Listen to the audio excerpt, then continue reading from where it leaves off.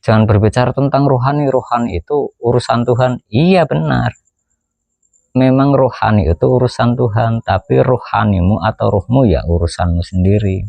Jangan sampai kita yang berbuat dosa, Tuhan yang suruh tanggung jawab.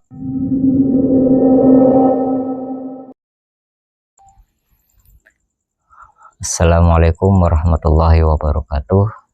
Jumpa lagi dengan saya di channel Spiritual Sufi dengan Ki Sabdo Alam.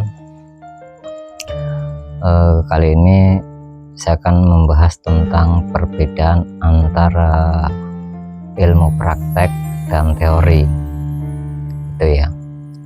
Jadi banyak yang mengira bahwa ketika orang itu membaca sebuah teori ataupun sebuah bacaan, jadi lewat literasi, entah itu kitab, entah itu apa saja, ataupun hanya mendengar dari cerita orang,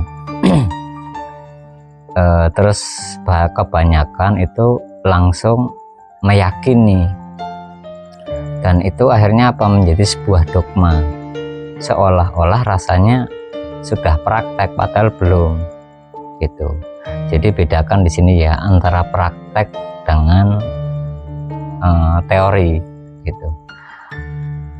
Kalau praktek itu wujud zahiriyahnya itu juga harus melakukan. Contohnya umpamanya dalam Islam sendiri memerintahkan tentang bab sedekah umpama saja ya. Nah, sedekah itu bukan hanya sekedar dibaca terus kita merasa sudah sedekah, karena apa, di situ harus ada prakteknya disebutnya. Nah, prakteknya apa? Ya kita harus mengeluarkan harta benda kita gitu sebagai penukaran ataupun pelepasan rasa cinta kita kepada duniawi itu tadi. Nah, berbeda dengan orang yang hanya sekedar berteori. Kalau berteori itu dia seolah-olah menguasai, tapi pada dasarnya hanya masih berdasarkan angan-angannya sendiri gitu. Dan umpamanya begini, kebanyakan orang ini, mohon maaf sebelumnya ya, umpamanya praktek tentang sholat, itu pun pada dasarnya masih banyak orang yang hanya ikut-ikutan saja. Orang sholat ikut sholat, nah padahal isi di dalam intinya sholat itu apa, nah itu nggak tahu. Nah disitulah nanti bahayanya gitu. Jadi untuk awal-awal ya nggak ada masalah, tapi semakin bertambahnya usia kita harus dinaikkan atau ditingkatkan. Jadi beragama itu bukan hanya sekedar ikut-ikutan gitu. Jadi apa, harus mengalami secara empiris apa yang pernah dijalani oleh Nabi Muhammad sendiri gitu. Jadi tidak hanya berdasarkan cerita. Jadi bukan berarti cerita terus langsung kita hafalkan, kita sudah paham belum, itulah yang akhirnya menjadi sebuah perdebatan gitu. Karena apa, orang mempunyai sudut pandang yang berbeda ketika mendapatkan sebuah ilmu hanya sekedar membaca, karena akalnya pasti akan bekerja, dan rata-rata manusia itu dihinggapi yang namanya hawa nafsu, diantaranya sebuah selera. Nah, antara selera orang satu dengan yang lainnya biasanya itu berbeda. Nah disitulah banyak timbulnya benturan-benturan, apalagi sifat rasa merasa itu. Rasa sudah pintar, rasa sudah menguasai ilmu, padahal masih berdasarkan literasinya dan sudah diyakini. Nah itu yang akhirnya menjadi kacau. Yang jadi masalah kalau hanya untuk dirinya sendiri itu nggak ada masalah.